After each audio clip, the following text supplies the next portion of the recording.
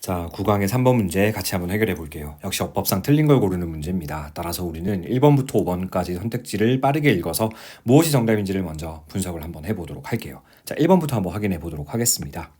assumption이란 단어가 나오네요. 우리 assume이란 동사가 가정하다 혹은 직책이나 책임 따위 등을 떠맡다 이런 의미가 있잖아요.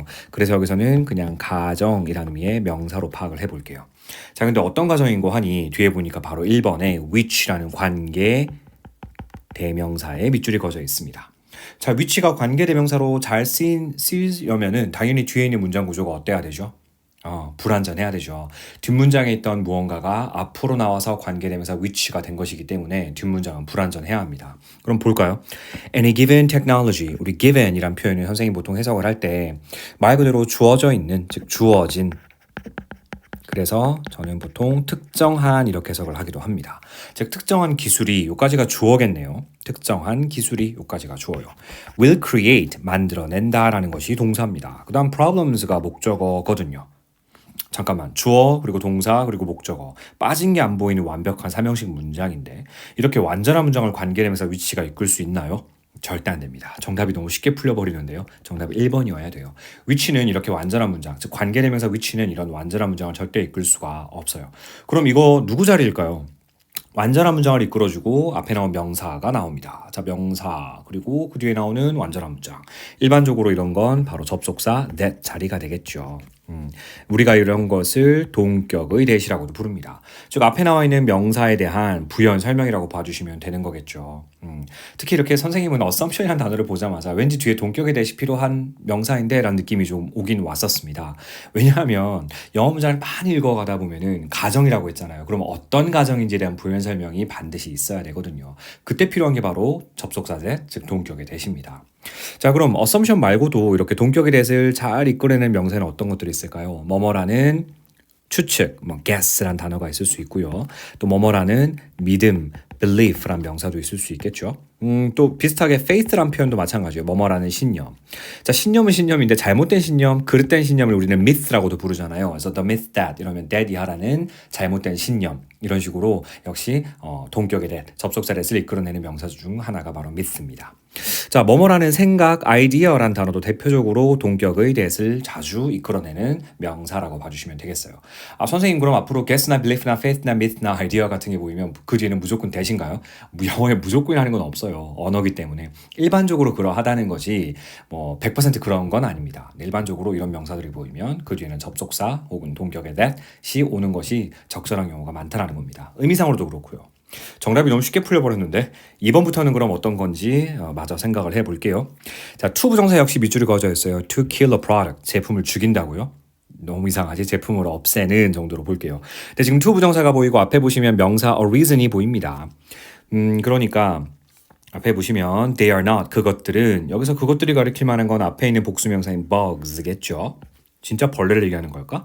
앞에 잠깐만 보니까 소프트웨어 인더스트리란 말이 보이는 걸로 보아서 우리 소프트웨어 산업에서의 버그라는 건 뭐죠? 그 오류 같은 걸 얘기하는 걸 겁니다. 그러면 오류라고 하는 것은 not a reason, 이유가 안 된다는 거예요. 어떤 이유? To kill a product, 제품을 없애는 이유가 되지는 않습니다. 이거죠. 자, 2번 같은 경우는 바로 to 부정사의 용법을 묻는 거고요. to 부정사가 앞에 나오는 명사를 뒤에서 꾸며주는 건 지극히 자연스러운 to 부정사 용법 중 하나입니다. 이른바 형용사적 용법으로 잘 쓰인 거죠. 이렇게 to 부정사가 앞에 나오는 명사를 꾸미는 게 틀릴 이유는 없다고 보시면 좋습니다. 이거는 괜찮아요. 3번 가보죠. 3번에 보시면 once라는 대명사의 밑줄이 그어져 있습니다. 자, 여러분 2학년 때 선생님하고 공부했던 어법 개념이 머릿속에 잘 자리 잡고 있을지 모르겠어요. 분필로 설명했었는데 선생님이 분필 하나 잃어버렸어요. 흰 색깔 분필입니다. 거긴 댄이라는 이름까지 쓰여져 있는 분필이에요.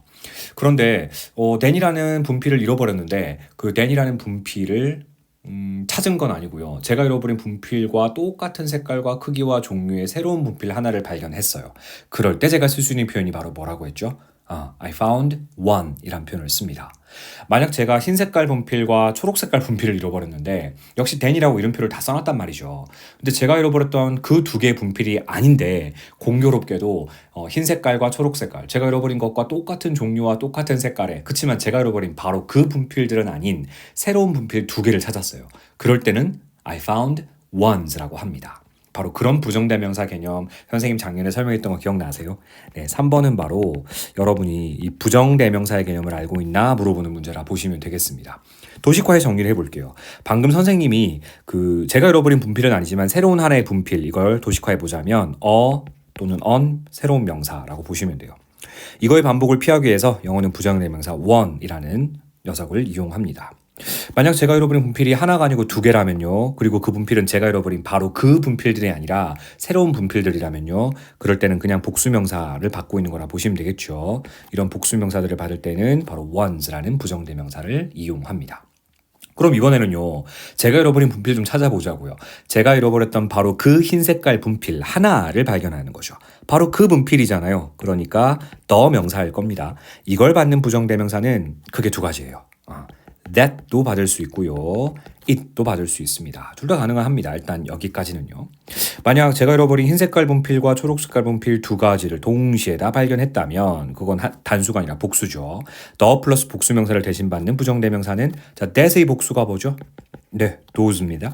those. 그 다음 it의 복수는요? 그렇죠. 이건 them이라고 봐주시면 되겠어요. 일반적으로 이렇게 해서 문장이 끝나면 that이든 it이든 다 사용 가능하고요. those든 them이든 둘 다 사용 가능합니다. 단, 이런 재미가 없잖아요. 만약에 that이냐 it이냐 묻는 문제인데 뒤에 뭔가 수식하는 어구가 즉 후치 수식 어구가 뒤에 붙어 있을 경우에는 that과 it 중에 누구를 쓸 수 있고 누구를 못 쓸까요? 이것도 작년에 선생님이랑 공부했었는데 기억나십니까? 잘 모르겠어요. 그러면 여러분이 그동안 영어를 공부했던 감을 믿어보고 만약에 후치 수식어구 중 대표 주자인 of 명사를 갖다 붙여보는 겁니다. 어느 게 더 자연스럽게 들리세요? 1번 that of, 2번 it of.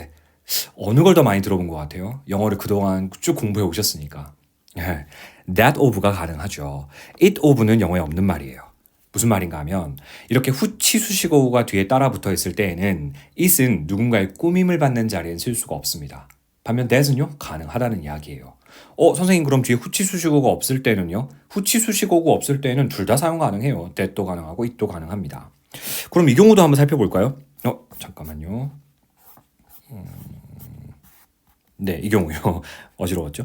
자, those나 them 둘 다 물론 이렇게만 하고 문장이 끝나면 사용 가능해요. 그런데 만약 뒤에 이렇게 후치 수식어가 따라 붙어 있을 때에는 역시 둘 중에 누구를 사용 가능하고 누구를 사용 못하는 걸까? 역시 우리 of 명사가 대표적인 후치 수식어구니까 갖다 붙여서 한번 발음해 볼까요? those of 1번이고요. 2번은 them of. 어느 게 더 자연스럽나요? 혹시 them of라는 표현 영어 문장 속에서 읽어보신 적 있으세요? 없을 겁니다. 왜냐면 그렇게 쓸 수가 없으니까요. them은 누군가의 꾸밈을 받는 자리에 쓸 수 없는 대명사예요. 반면 those는요. 얼마든지 쓸 수 있어요. 이해되셨죠? 그래서 우리 독해하다 보면은 종종 이런 거 보지 않습니까? those who 뭐뭐 하는 사람들. 이 자리에 그럼 선생님 them은 안 돼요? 네, them은 안 돼요. 왜냐면 이렇게 관계사절, 이렇게 후치 수식어구에 의해서 꾸밀 받는 자리에는 them은 쓸 수가 없거든요. 그러니까 우리가 독해 지문 속에서 공부할 때 항상 those란 말은 본 적이 있어도 them who란 말은 본 적이 없는 이유 바로 이겁니다. 개념 정리되셨죠? 좋아요. 그럼 이제 우리 본격적으로 3번 요거를 한번 생각해 보죠. 자, ones가 맞기 위해서라면 일단 단수명사를 가리키는 것이어야 돼요? 복수명사를 가리키는 것이어야 돼요? ones라고 했으니까 그렇지 복수명사를 가리키는 것이어야 합니다. 자, 그리고 앞에 나왔던 바로 그 명사인가요? 아니면 새로운 명사들인가요? 새로운 명사들을 가리킬 때 쓰는 게 바로 ones입니다. 근데 그렇다고 해서 앞에 있는 것과 완전히 다른 건 아니죠. 아까 선생님 예를 들어 줬잖아요. 제가 잃어버린 것과 똑같은 종류의 분필들인 겁니다. 제가 잃어버렸던 그 분필들은 아니지만요. 그럴 때 쓰는 게 바로 ones입니다. 다소 어려운 개념인데 예문을 통해서 한번 살펴보도록 할게요.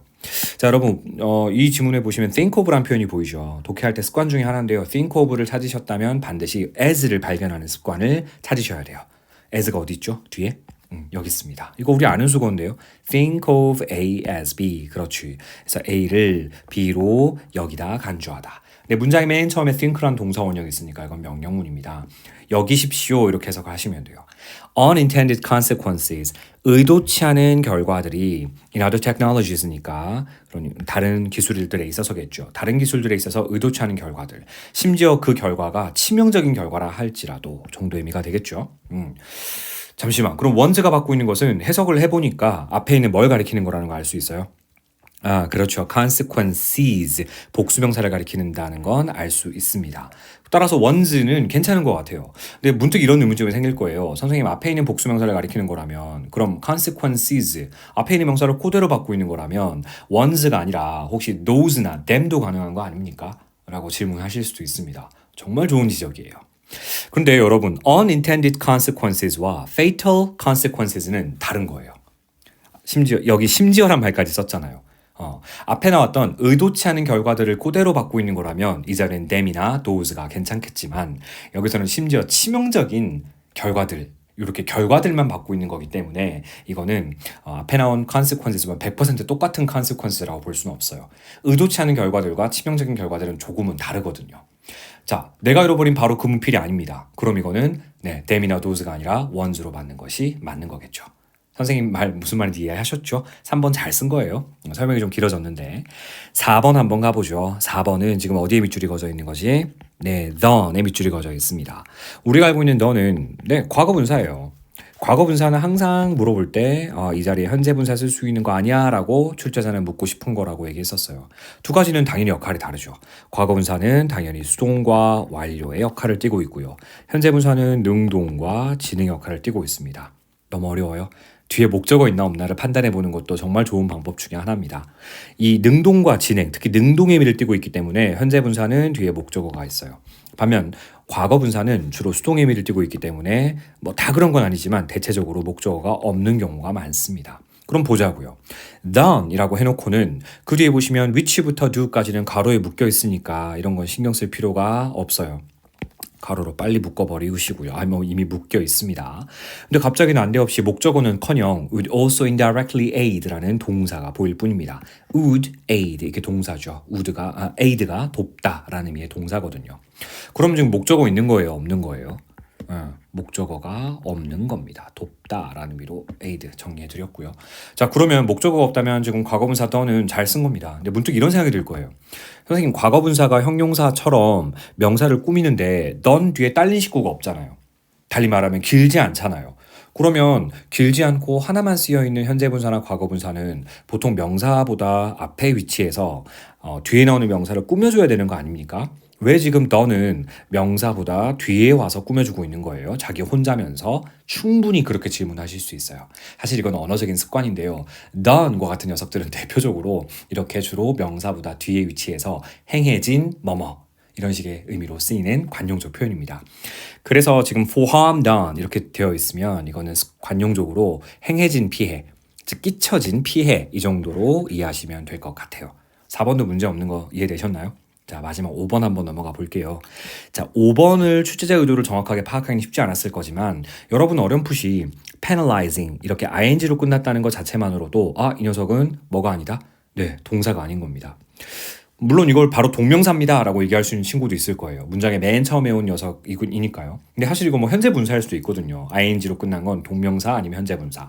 너무 어렵지. 그래서 동사가 아닌 건 우리가 통칭해서 그냥 준동사라고 부르도록 하겠습니다.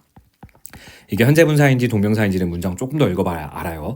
자, 그러면 이 5번의 출제자 의도는 과연 무엇일까요? 그렇지. 준동사를 써야 할 자리인지 아니면 동사를 써야 하는 자리인지를 출제자는 여러분에게 묻고 싶었던 것 같아요. 정말 많이 출제되는 포인트 중에 하나입니다. 자, 그럼 이 문제 어떻게 해결해야 될까요? 여러분, 잘 쓰여진 영어 문장이라면 적어도 접속사가 없는 이상 한 문장에는 주어 1개, 동사 1개 이렇게 있어야 돼요. 그 말은 접속사도 없는데 한 문장 속에 주어가 2개 있어서는 안 되고요. 동사가 2개 있어서도 안 된다는 이야기죠. 따라서 앞으로 준동사냐 동사냐라고 묻는 출제자의 의도를 파악하셨다면 이 준동사냐 동사냐라고 묻는 문장 안에 동사가 있나 없냐를 찾아보시는 게 중요합니다. 즉 문장의 진짜 동사를 우리는 정동사라고 하는데요. 만약에 문장에 잘 찾아봤더니 정동사처럼 쓰일 수 있는 녀석이 진짜 있어요. 정동사가 만약에 있다면, 존재한다면 또다시 정동사를 써도 돼요? 접속사도 없는데 안 되겠죠. 동사가 있다면 동사 역할을 하지 않는 준동사를 써주어야 정답이 되겠죠. 반면에 아무리 눈 씻고 찾아봐도 같은 문장 속에 정동사가 안 보입니다. 그러면 문장에 동사 없이 끝날 수는 없으므로 정답은 정동사가 되어야 되겠죠. 이해되세요? 즉 접속사가 없다면 한 문장 안에는 주어 하나, 동사 하나가 있어야 하기 때문에 정동사냐 준동사냐 묻는 문제라는 파악이 끝나셨으면 빨리 동사를 찾아보셔야 돼요. 그 주어진 문장 안에. 이해하셨나요? 좋아요. 그럼 동사 있는지 찾아볼까요? 찾아보세요. Penalizing creators for hypothetical harm or even potential harm degrades justice and weakens. 동사 하나도 아니고 무려 동사 2개 있는데요. 병렬 구조로 연결된 동사가 2개나 있습니다. 자, 동사가 이미 있죠. 정동사가 이미 있단 얘기예요. 정동사가 있다면 정동사가 또다시 쓰일 수는 없습니다. 보시다시피 접속사가 크게 보이지 않으니까요. 그러면 정답은 준동사가 되어야 되고 그렇다면 penalizing이란 준동사는 잘 쓰인 거라고 판단하시면 좋겠습니다. 이해되시죠? 좋아요. 그럼 penalizing은 정말 잘 쓴 건가? 해석을 한번 해볼까요? 문장의 맨 처음에 penalizing이 왔고요. 그리고 나서 동사가 보이는 걸로 보아서 이건 분사구문은 아니겠네요. 그렇죠? 그렇다면 결과적으로 이건 이 녀석은 동명사로 쓰인 것이고 동명사가 문장의 주어 자리에 쓰였을 경우 우리는 동사를 단수 취급하더라 하는 것도 기억나시죠? 그래서 degrades s 붙었고요. weakens하고 s가 붙어 있는 겁니다. 해석하실 때는 명사처럼 해석하시면 돼요. 뭐뭐 하는 것 이렇게요. 자, penalize란 표현이 우리 축구할 때 페널티킥이라는 거 있잖아. 그죠? 그래서 이것은 처벌하다라는 의미가 있고요. 기본적으로. 그리고 또 페널티킥을 상대팀에게 페널티킥을 부여함으로 인해서 우리 팀이 불리해지는 거거든요. 그래서 불리하게 하다라는 의미가 있는 동사라 보시면 되겠어요. 뭐라고요? penalize 하게 되면 처벌하다 혹은 불리하게 하다 정도로 이해하시면 되겠습니다. 이해되셨죠? 좋아요. 그럼 해석 한번 볼까요? Penalizing creators for harm, for hypothetical harm or even potential harm이라고 했습니다. 즉, hypothetical이라고 하는 것은 가설적인 이 말이니까 가상의 말이죠. 진짜 피해가 아니라 가상의 피해예요. 혹은 심지어 잠재적인 피해인 거죠. 그러니까 다시 말하면 잠재적 피해인 거예요. 이런 것에 대해서 이 creators, 제작자를 penalizing, 처벌하는 것은 degrades justice, 정의를 고양시키는 것이 아니라 오히려 정의를 타락시키는 셈이죠. 업그레이드가 아니라 디그레이드라니까요. 이건 하락시키거나 타락시키거나 아니면 저해한다 정도로 이해하시면 될 것 같아요. 정의를 오히려 저해하는 셈이고요. And weakens the system. 체계를 약화시키는 거라는 거죠. 체계를 약화시킨다는 겁니다. 자, 컴마다 ing가 나와 있죠. 이건 나중에 마저 읽고 판단해 보도록 하겠습니다. 어법 문제 해결했어요. 너무 쉽게 1번이 정답이라는 거 체크되셨죠? 좋아요. 그럼 내용상으로 빠르게 한번 점검해 보도록 하겠습니다. 이 지문도 되게 재밌더라고요. 이렇게 시작을 합니다. When things go wrong in technology, 기술에 있어서 뭔가 일들이 잘못되게 되면 사실 그 뒤에 나오는 쌍대시는 저는 안 읽어요. 근데 나와 있으니까 마저 볼게요. And they always will. 그리고 항상 그것들은 그러합니다만 이런 표현이죠. 여기서 그것들이 가리키는 건 당연히 뭐 앞에 나온 things를 가리키고 있는 것일 거고요. always will 이라는 조동사 뒤에 생략된 건 go wrong 이란 표현일 겁니다.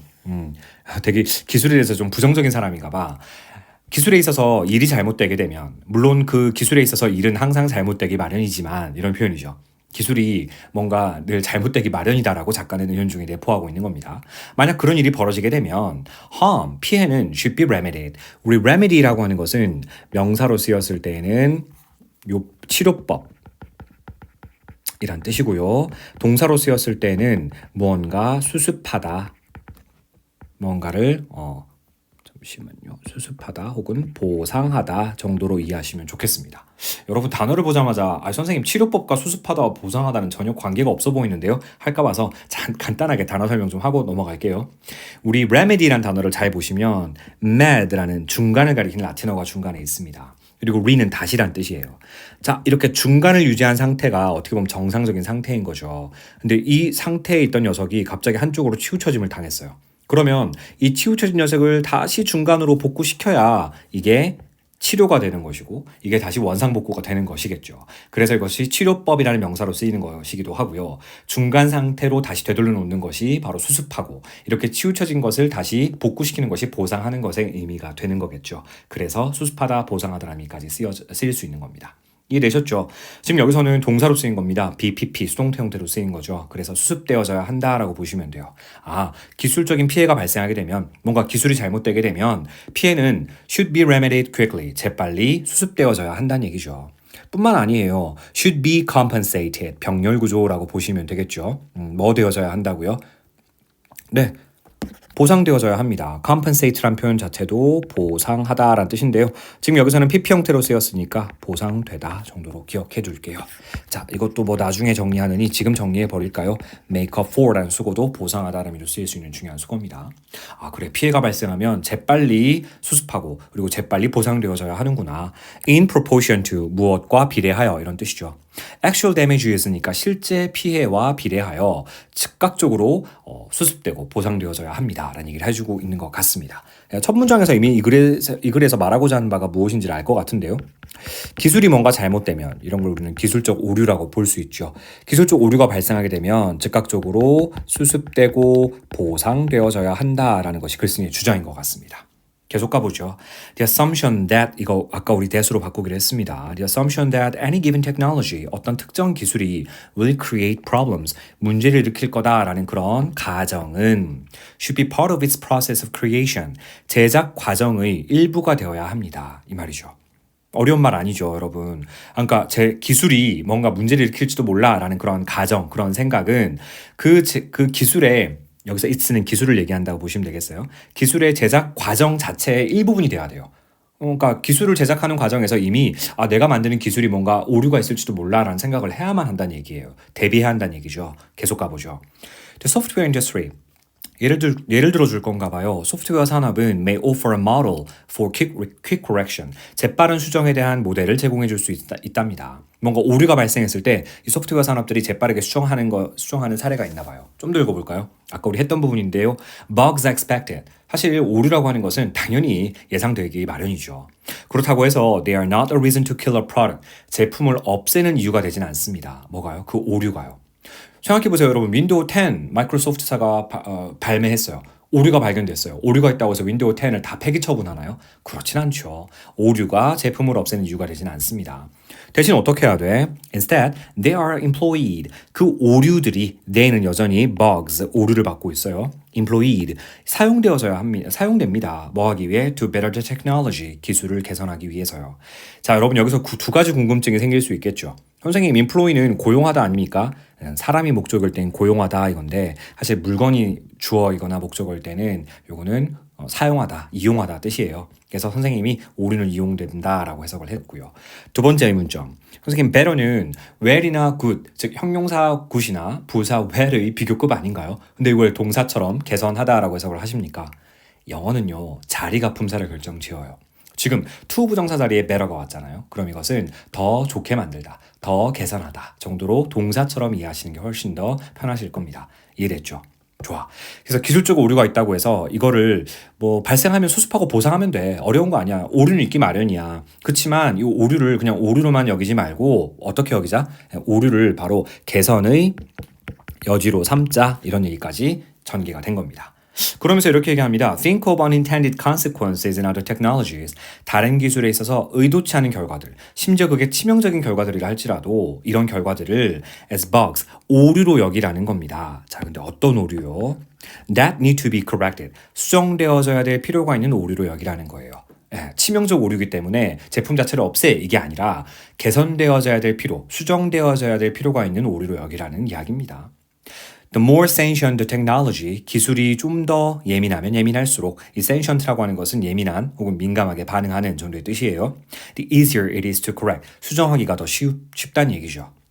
it은 당연히 technology를 받고 있는 것일 거고요. 여러분 요거는 사실 알고 있는 구문일 겁니다. 바로 무슨 구문이죠? 글쓴이가 자신의 주장을 뒷받침하기 위한 효과로 주로 사용하는 구문, 바로 더 비교급 구문이라 봐주시면 돼요. 네.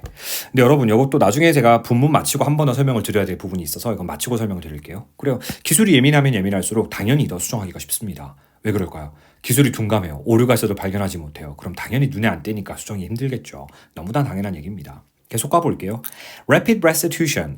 재빠른 보상은 근데 무엇에 대한 재빠른 보상? For harm done. 끼쳐진 피해에 대한 재빠른 보상, 신속한 보상은 가로친 부분은 굳이 읽지 않을 거고 나중에 볼 겁니다. would also indirectly aid. 또한 간접적으로 도움을 줄 겁니다. 어디예요? The adoption of future technologies.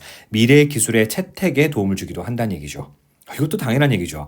뭔가 행해진 피해가 있어요. 끼쳐진 피해가 있어요. 그럼 그걸 신속하게 보상해주면 당연히 소비자 입장에서는 이 회사는 뭔가 오류가 있어도 저렇게 신속하게 보상해 주는구나. 당연히 그 회사에 대한 신뢰감이 높아질 것이고 그럼 그 회사 입장에서는 자신감을 가지고 미래 기술에 대해서 좀 더 적극적으로 오류가 있다 손 치더라도 설령 적극적으로 새로운 기술들을 채택을 하겠죠. 거기에 간접적으로나마 도움을 줄 거란 얘기니까 너무나 당연한 얘기입니다. 자, 가로친 부분 어떤 얘기 나왔는지 마저 볼게요. Which the software industry does not do. 근데 문제는 이렇게 사족을 달았네. 소프트웨어 산업은 그렇게 하진 않는답니다. 뭘요? 앞에 나온 신속한 보상이겠죠. 좀 그런 것 같기도 해요. 애플도 사실 자기가 이렇게 발매한 아이폰에 뭔가 오류가 있었을 때 신속하게 보상해주기보다는 조금 베타 버전 이후에 베타 버전 이후에 새로운 버전을 출시해서 오류를 좀 수정한다든지 이런 식으로 보완을 해 나갑니다. 직접적 보상보다는요. 자, 별 얘기 없었네요. 계속 가보죠. But restitution, 물론 그 보상이라고 하는 것은 should be fair, 당연히 공정해야 되겠죠. 아니 아이폰 오류가 있었는데 빌 게이츠한테는 빌 게이츠가 아이폰을 쓸까요? 모르겠네요. 빌 게이츠한테는 예를 들어 뭐 $100 주고요. 데니 선생님한테는 $1 주고요. 이러면 안 되겠죠. 보상은 공정해야 합니다. 마지막 문장이에요. Penalizing creators for hypothetical harm or even potential harm. 가상의 피해, 즉 심지어 잠재적인 피해 때문에 피해로 인해 그 제작자를 penalizing 처벌하는 것은 아까 우리 했던 거죠. 정의를 저해하는 셈이고요. 또한 그 체계를 약화시키는 겁니다. 자, 콤마다 ing니까 분사구문이죠. 부연 설명이에요. Reducing honesty, 정직함을 감소시키는 거고요. Penalizing those who act in good faith. 아까 우리 했던 those who 구문 등장했네요. 우리 보통 act in good faith 하게 되면 어떤 선의로 행동하다 정도로 저는 그냥 의역을 해버립니다. good faith가 좋은 신념으로 행동하는 거니까요. 그냥 저는 선의로 행동하다 정도로 해석을 합니다. 그러니까 선의로 행동하는 사람들을 처벌하는 셈이라는 거죠. 마지막 문장도 이해되세요? 기업 입장에서는 뭔가 자신이 발매한 기술의 오류를 발견해서 이게 소비자들에게 피해가 갈 것 같았어요. 그래서 솔직하게 저희 회사 제품에 오류가 있으니까 서비스 센터에 방문해서 교체 받으세요. 우리가 이런 걸 뭐라고 불러요? 특히 자동차 회사가 이런 걸 자주 하죠. 네, 리콜이라고 합니다. 리콜을 실시한다 이런 표현 들어보셨죠?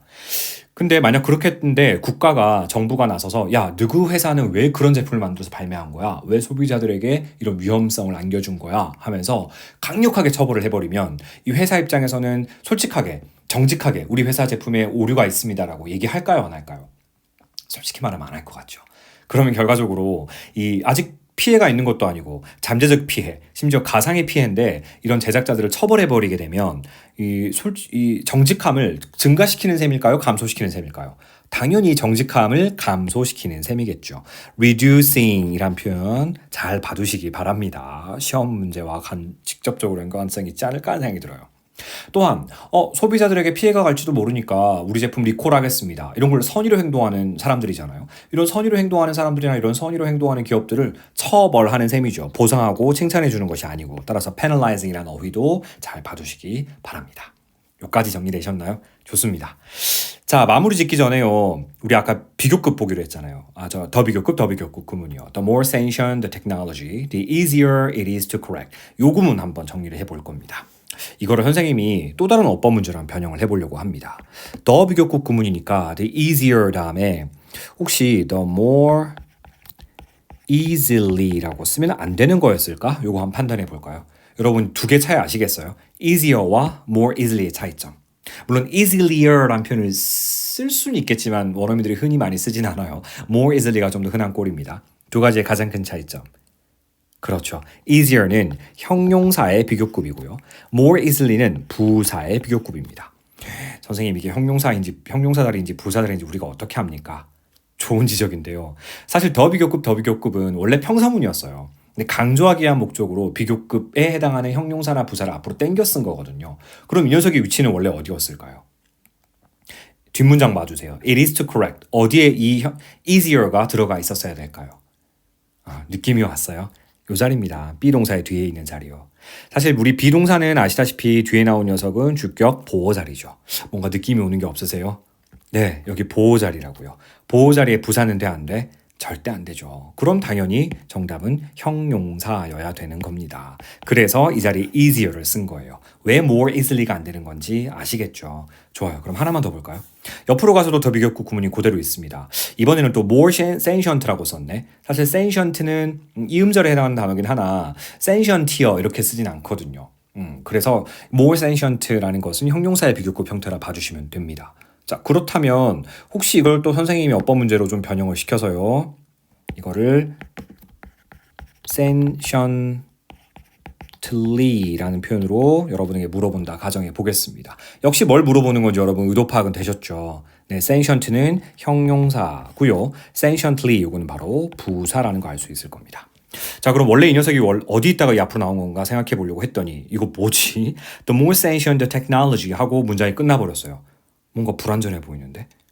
동사가 없잖아, 이 문장이 지금. 근데 여러분, 영어는 반복 싫어하죠. 그리고 누구나 유추할 수 있는 거면 굳이 태워 쓰지 않습니다. The technology 뒤에 특히나 비동사일 경우, 이렇게 특히나 비동사는 생략을 너무 잘 시키거든요. The technology 다음에 비동사가 생략된 거라고 봐주시면 됩니다. 그럼 이것도 게임 끝난 거 아닌가요? 원래 비동사 뒤에 있다가 앞으로 나간 거지 않습니까? 그럼 이거 역시 주격 보호 자리고요. 주격 보호 자리에 있다가 앞으로 나간 거라면 당연히 정답은 sentient라는 형용사여야 되겠죠. sentiently와 같은 부사가 아니고요. 여기까지 이해되셨죠? 자, 잘하셨고요. 단어 하나 마지막 정리할까요? 아까 우리 본 단어 중에 adoption이라는 단어가 있었고 이걸 선생님은 채택이라고 해석을 바로 해버렸습니다. 잠시만요. adoption. 네. 근데 사실 이 adopt라고 하는 동사는 의미가 크게 두 가지거든요. adopt 하게 되면 일단 뭐냐 목적어에 I가 보이면 이건 입양하다예요. 근데 사실 크게 다른 어근은 아니죠. 뭔가를 채택하는 건 입양하는 것과 거의 흡사한 뉘앙스의 표현이니까요. 채택하다 의미도 있습니다. 그래서 명사형태는 adoption이에요. 선생님이 adopt라는 단어가 나올 때마다 여러분 헷갈리지 말라고 정리를 하나 더 해주는 단어가 있습니다. 바로 adapt라는 단어죠.